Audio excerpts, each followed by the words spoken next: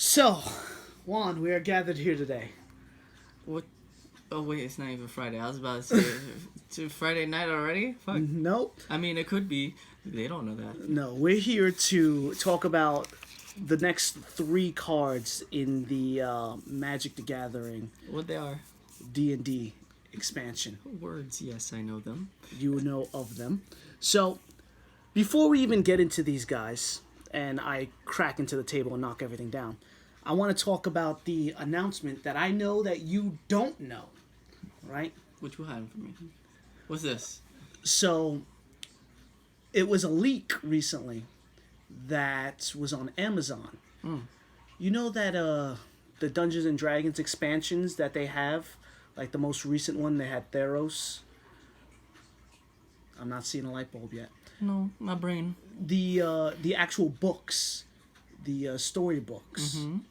Well, they just accidentally released one on Amazon, saying that there's going to be a Dungeons and Dragons module set in the universe of Strixhaven, which going to be heavy mage focused and magic. Now I'm into that. Yes, I fucking love. Yo, hold up. There brain you go. just sparked for a second. Spark. So they're I see gonna what have, you did there. It sounds like they're gonna add way more spells. Ooh. Inside the Dungeons and Dragons universe, Ooh, like more yes, it spells. sounds like this is gonna be an important book. Yes, I really want it.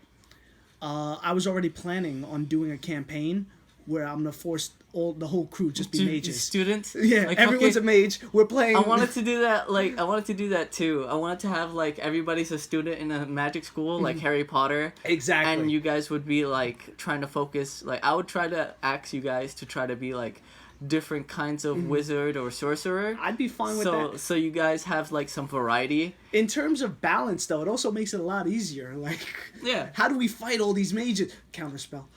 Everybody just has counterspell. It's a simple spell. You just, nah. Yeah. Everybody should have it. Accio bomb. Oh my god. It's Laviosan. Also, more flavor for people who like negate or cancel. Yeah.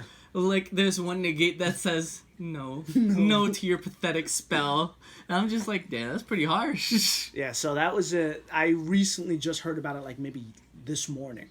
This morning. Like, oh, this is cool. So, tell me so shit. that's what they released accidentally, leaked. So I can't wait for that new module to come out because I'm gonna play it.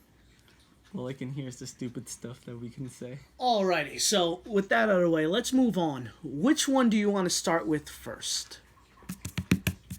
Okay. Talking about Loth the Spider Queen. Is that her name? Well, no. Come on. You got this. Sound it out. Brain, small, head, empty. Lolith. Lolith. Okay. Lolith the Spider Queen. I'm assuming. Costing 3 black. So 5 mana in total. Legendary Planeswalker. I can't believe we're starting with the Planeswalker. Actually, I think it's Lolith. I believe you. Whenever a creature you control dies, put a loyalty counter on this card. Her 0 is you may draw a card and lose a life. Very good. Just basic. Start cycling through your deck. Her -3 is create 2/1 black spider creature tokens with menace and reach.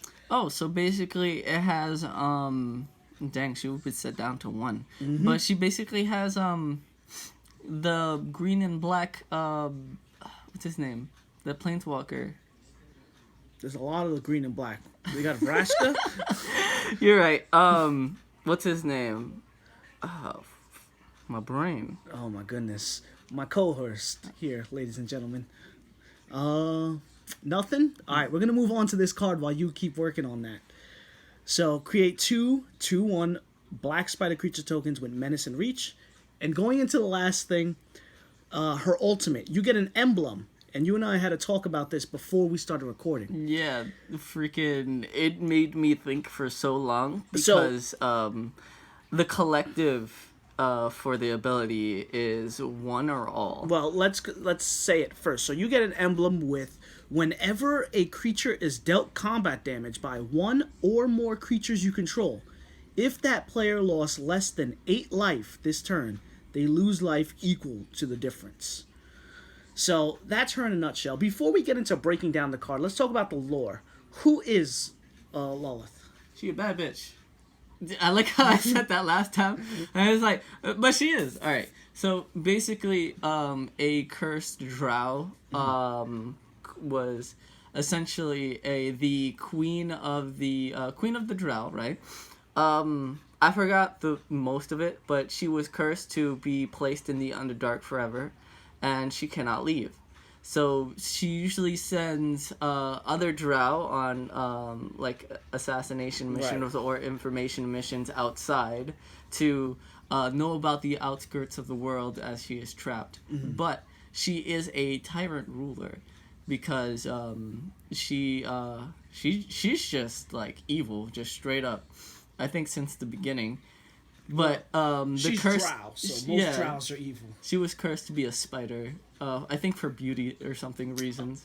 Similar to the Greek mythology story. Yeah. So let's talk about her gameplay now. This is where things get interesting. Starting off, whenever a creature dies, she gets loyalty counters. Yes. That's really good, especially in black. Yeah. Sacrificing your own guys is a common thing, right? To maybe an altar or just anything, really. Yeah. Goblin Bombardment can even help whenever a creature you control dies, she gets bigger. I'm always a fan of Planeswalkers. I have a Super Friends deck. And just the concept of being able to summon, to passively increase the loyalty without really having to use any of her abilities is really good. Yeah. What do you got for me? I remember his name now. It was Garuk. One of the Garuks. I'm gonna say Wild Speaker, but I know it's probably not. It's just Garuk Wild Speaker just comes out of the tongue. Really. Garrick? Yeah. I mean Garrick? Garrick or Garuk. People have preferences, alright. This is not a tomato. But thing. It also reminds me of Liliana. Ooh. Because of the value. For her, she draws a card whenever a creature dies. You control. And this one says whenever a creature you control is put a loyalty counter. Basically, what I'm trying to say is Planeswalker with passive values are just amazing. It's really because good. They have so much good setup. Even though it draws her back, if you have a wide board and you know you can pop it with a black board wipe, right. Like Domination, then easy setup for 8. Right. You could probably even do it the same turn she comes out, to be honest. If you got a doubling season or something like that. Or a way to clear your board and just passively rack up all that loyalty. Well, yeah, black has like a bunch of different ways. Like, even if you have an astronaut Arthur, before you even put her out, you can like have like a field full of like 1/1 things. Zombies. Of blacks. Yeah. Or zombies. And just go tribal something, put a bunch down, put her down, get value by sacrificing them all, and get her 8 immediately. Although, let's be real, if you're playing Spider Queen, you probably have a board filled of spiders. Exactly. Right. See, that's a faster value. So, looking at her some more, though, let's just move your girl out the way and put this over your girl's face. How dare you? Looking at the -3, you said it earlier that -3, she's already at 1. But that might not be entirely true because these 2 spiders can die and give her more loyalty. Yeah, that's what I'm saying. The value comes from her passive. You could put her down and ultimate her on the same turn. Right. If you have the correct setup. And now let's finish off by talking about her ultimate. That emblem that's... We had to talk about it to figure out the general idea of how it works. Yeah. So the way it looks like this, the way I establish it is it goes like this. So say you have a 1/1 on the board and you hit your opponent in the face, assuming you have the emblem. That opponent takes 1 damage. At the end of the turn, they're going to take the difference between the 1 damage you dealt and the 8 damage in total. So they're going to take 7 more damage just because. It makes it so that even if they get hit for 1, they're going to be taking 8 in the big picture of things. Now, couple questions, though. is that even if you dealt that damage in combat, you dealt 1 damage in combat. If they lost if they lost 8 damage in total, maybe from something outside of combat, they won't be getting hit with the difference. If you're following along. So let's say you zap them. They don't get hit by the difference because it wasn't combat. It wasn't combat. Or more, let's say you hit them for 6, right? Then they get an extra 2 after them. But before the end of your turn, you zap them. And they that get doesn't 2 count. more. Yeah, that doesn't count because they would still get 2 more at the end of the turn because it's the difference for combat. Not true, because at the end, it says lost less than 8 life this turn. It doesn't specify during combat. Oh, so that does. Mm-hmm. Oh, okay. So, like, if you want to make sure you do 8 on a turn, you only hit them for 1. And then they will definitely take 8. Yeah, so, like, let's say you ping them for 1 with, like, a creature that goes through everybody. Mm-hmm. Like, let's say you have an 8/8 trample boy, right? Maybe, for example. Maybe. And then they block with a 7/7. Right. The 7/7 would die. You do 1 damage to the opponent, right? And then at the end of the turn, they take 7. Yep. Then on their turn, you would get more value by zapping them after your turn. Right. Because then it would be more damage at the end. So, I'm not a... I like that it's balanced like this, but I was kind of hoping for broken. It's like honestly. It's like you gotta pick your battles whether or not you want to poke them for 1 in combat and then let them take 7 more, or try to go over and not get the extra damage. Right. So, as a whole, I like this character. The center around spiders and death, I'm probably not going to fit her into a Super Friends deck, and I don't foresee myself having a deck centered around her, or will she fit a good part in. What do you think of her? I feel like she would be dangerous if it said she can be your commander. That would be scary. The setup for the passive is amazing. Yeah. The ultimate would be good if you had black 1 flyers. Right.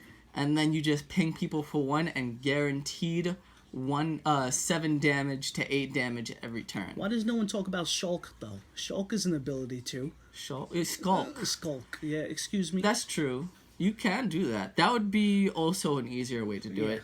But Skulk can also be blocked by other 1/1s. True. That's why flying is technically better. Here's a question, though. Let's say I have a 0, and I hit you for 0. You can still do that. That is true. Then they would take 8. They would still take the 8 if you have a 0. Oh my. That's some interesting. That is an interesting play. That's just something we'll leave in the air. We'll have to think more about that. Yeah, that's something for another time. Ignore that. Ignore what we said. Don't play the 0 game. This is just for the Spider Queen. That would be a fun game to play. Moving on. So, I'm done with the Spider Queen. Who do you want to talk about next? Shove her to the side. Let's talk about this green-white boy. Okay, so I feel like the theme of this video is mispronouncing names. Oh my god. And in general. So, keeping with the theme, we're going to talk about this guy whose name I can't even begin to pronounce. I think I got it. What do you got? Drizzt do Uden. Erden. No, yeah. Drizzt do Erden. You kind of did it. You said words. Congratulations. Yay. You said sounds. My favorite. So, I know this guy. You know this guy, right? Right? Do you? I feel like... Well, yeah. It's interesting. No. Because... lore, we know that guy. This is a very popular, very famous... Wait a minute. Was he in Baldur's Gate? Yes. What? I don't remember. I'll give you a second. Why is my brain really smooth? So, back to the refresher course. Icewind Dale trilogy. This is the main character of that story. Now, I remember getting this book back in college. I had a creative writing teacher, professor.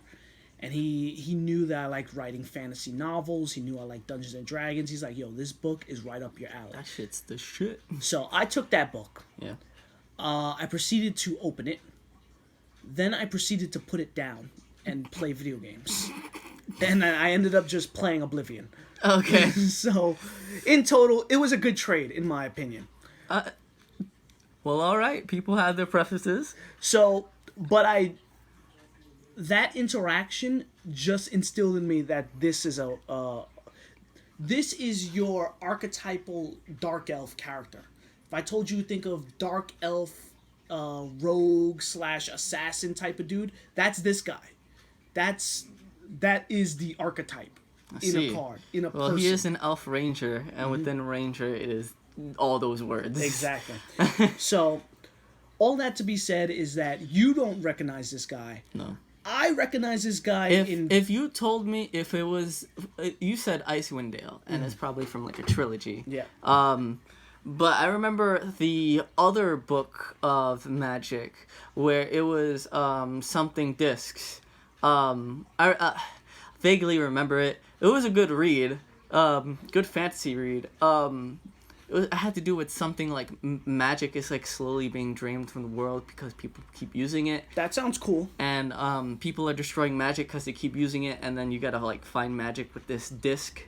I forgot what that book is called, but they actually have a card that is exactly like that from that book, and the person from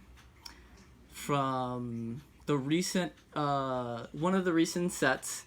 And it was an old card that they also redid that was like the disc from the book. Right.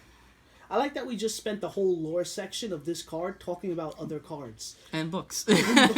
So let's get into this. Let's get into him, yeah. So he's a 5 mana, so that's 3 generic, a green and a white. He's a legendary elf ranger. He's a 3/3 with double strike. So double strike, good keyword in my opinion. One of my favorites. When this guy enters the battlefield, create a. I believe this is right up your alley. Go ahead. Wait, huh? Take the shot. Shoot your shot. Create. Gwavern. Okay, yeah. Gwavern, a legendary, a legendary 4/1 green cat creature token with trample.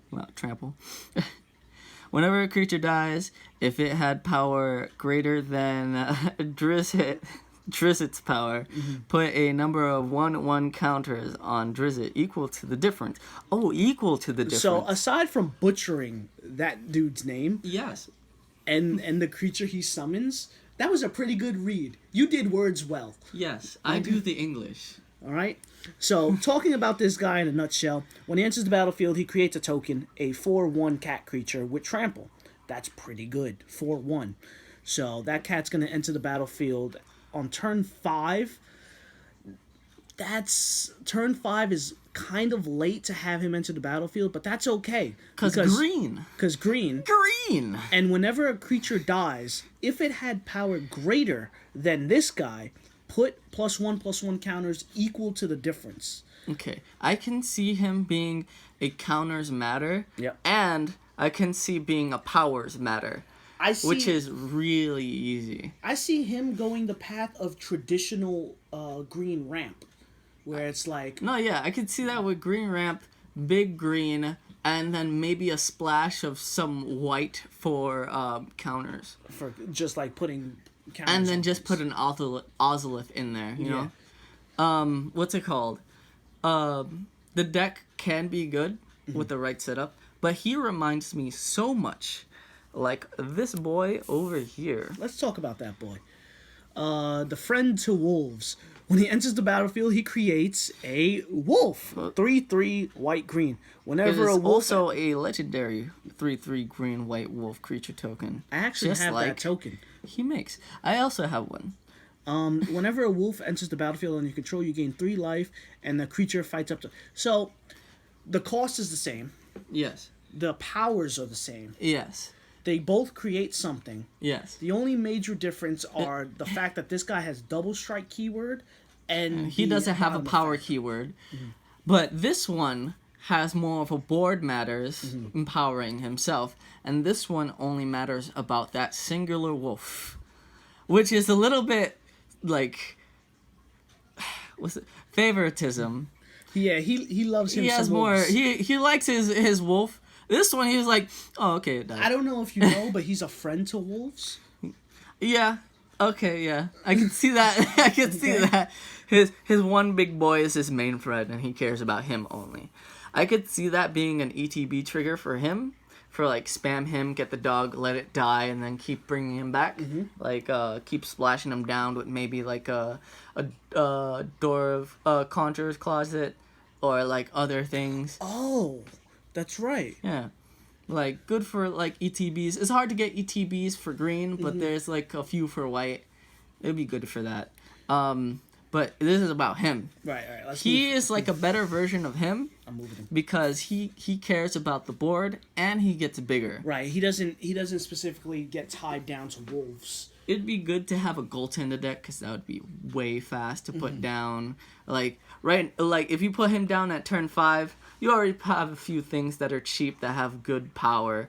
Have a goal to come down when this comes down, like a two thingy Golta, and then you already have a massive board. Right. And then if Golta dies, all of it goes on to him.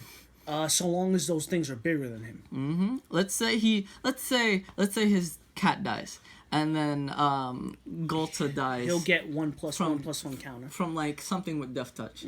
Let's say he's at 4. Golta's at 12, so he would get 8 more counters. Oh. And then you can get like one of those wardens or something. Bring it back to your hand. Play Golta again, basically for free, by the difference. Because he's already huge, so you could keep spamming Gold. Well, it's just one of the things I'm thinking of. There's a lot of good things to get from this. You can play a fast, heavy deck that relies on big things that come cheap. That's what I see this becoming. I like this guy. I don't foresee myself building a deck around it. Yeah, me neither. But he is an interesting but he is an lore elf. card. So far, things that are coming out for this set are very book heavy and lore heavy, which I love so much. Except because in the one situation where you don't know this dude. Yeah.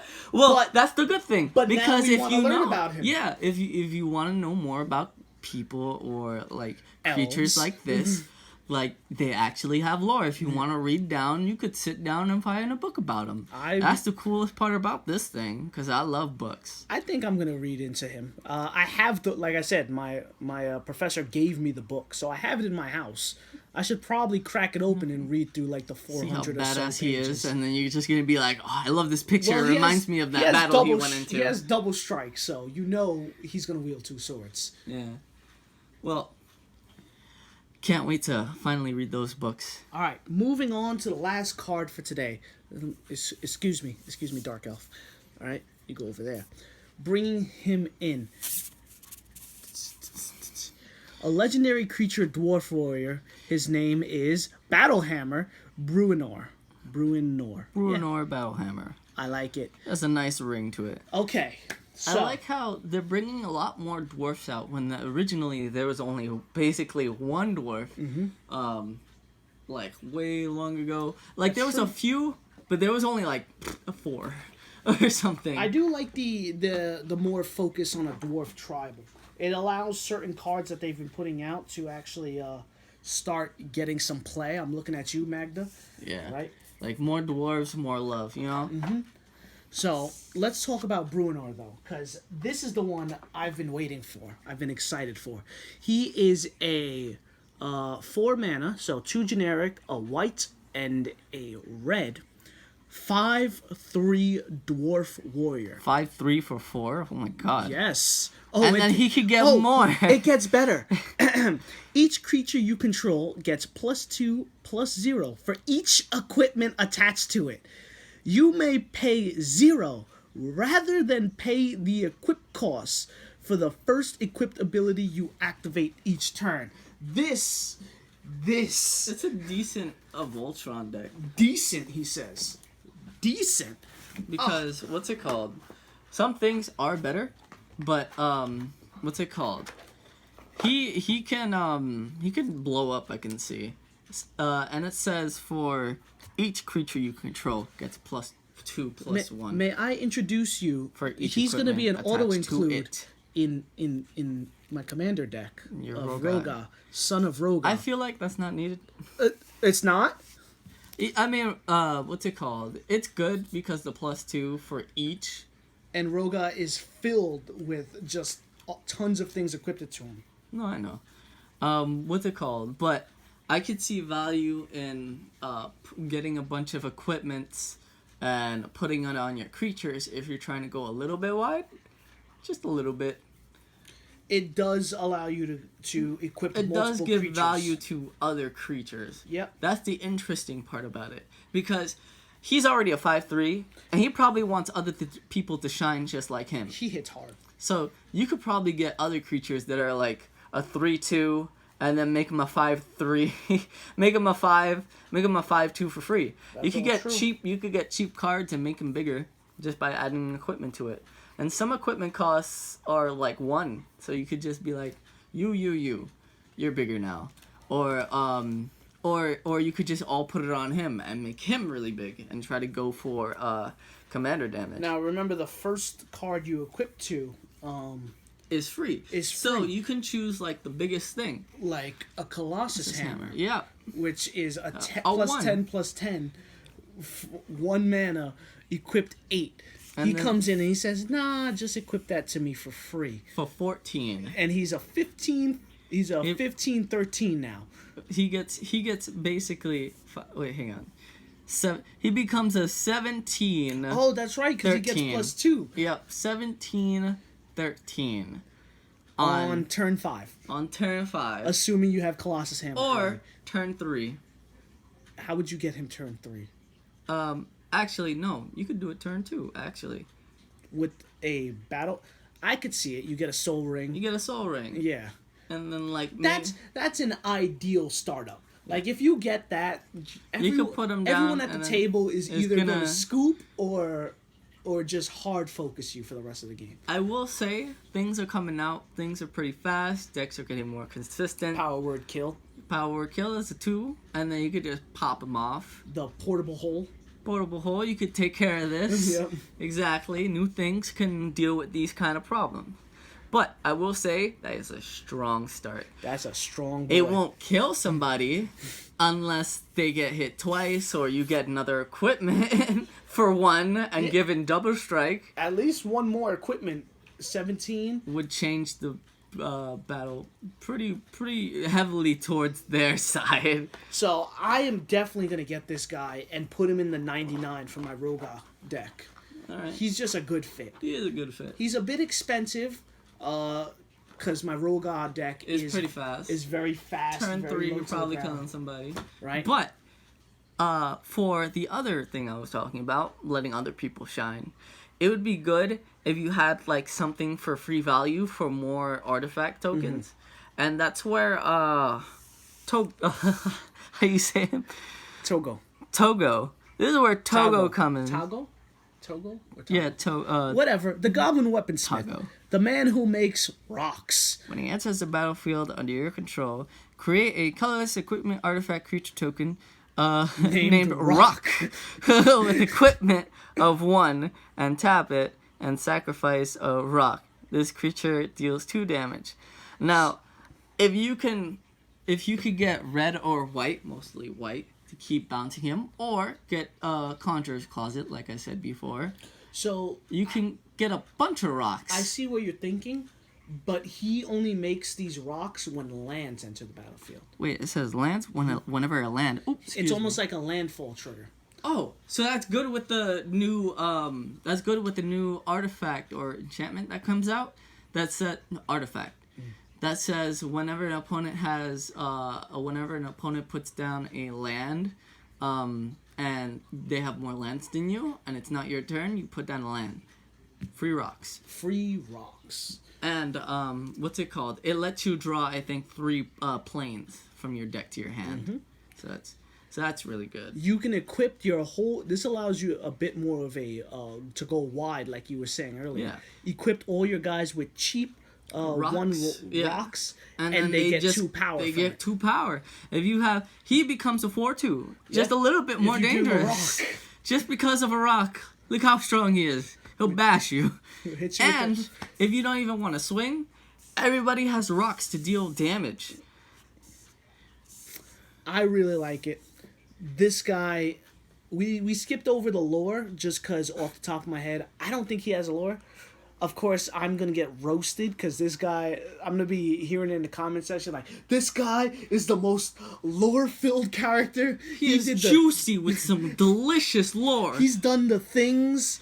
Look at his helmet. It's broken for a reason. Yep. Look at his buckler. He hits niggas with that. That's neither here nor there. All I know is that Battle Hammer is going to be one of my favorite cards in the set. So far, in total, we've only seen about 8 cards. We're still a month out from the actual release, but I really want to see more cards like Battle Hammer, specifically more cards tailored to me. Who am I kidding? That's crazy. So, closing thoughts, Juan. How'd you like these 3? More black, please. Stop. You got all the black cards you needed last time with a Vorpal Sword. Imagine if Vorpal Sword wasn't black, and I could put him in this deck with a 0 equip cost. Like, yes. More black, please. You got a Spider Queen. Why are you looking for more black? 'Cause it's fun and dangerous. Who doesn't like being fun and dangerous? Well, there have been, I think, one more card. We're not going to talk about it right now. There's a gargoyle that was released that had a very interesting effect. Unfortunately, we don't know what his effect is yet. Yeah, who the hell knows what enter the dungeon or something like that? Yeah, enter the dungeon or complete the dungeon or something like that. Delve into a dungeon. Like, right? what is that? Do you have to, like, do a specification? So- Like maybe you get a clue and then it says you quote-unquote search for, you search for a clue, you Right. get a clue token. I actually think it's more like a saga / level up sort of thing. Maybe. Where it's like you play the card, it's a... You get, like, a thingy, and then, like, you And there are complete 3 something on the levels side. to it? Like completing a, the something of the sun. Yeah. Or the the second city. sun. No, not second sun. The city's blessing. City's like blessing? completing a city's blessing or something like that. Like entering the dungeon, you have to kill 3 creatures in this dungeon. Or maybe they're at random. Like you have to shuffle a dungeon thing. Right. Like 3 cards. One of them like kill 3 monsters. Destroy an artifact. Maybe kill a legendary creature. Right. Maybe something that sounds cool. All that's really cool. But that's the only reason that card wasn't added into this set of things that we were reviewing. When we do find out what delving into the dungeon or whatever that is, pretty cool. Kill a legendary creature for a dungeon. whenever we figure out what that is, it'll join the next review set. I just want it to come out, man. Like, Yeah. It's what a Horizon is like 300 right now, right? Yes, How much do you think is the fucking D&D Right set? now, it's only like 200, 180. That bitch is going up. I hope it doesn't. I've already pre-ordered it, Oh, okay. so I'm locked in at this price. All right, I'm probably gonna get 2 of both because You're there is good cards in the New Horizons, and I just want the D&D set because of juicy, thick boy lore. That's right. Like, When in doubt, the lore wins out. yep, There you go. it's just too good.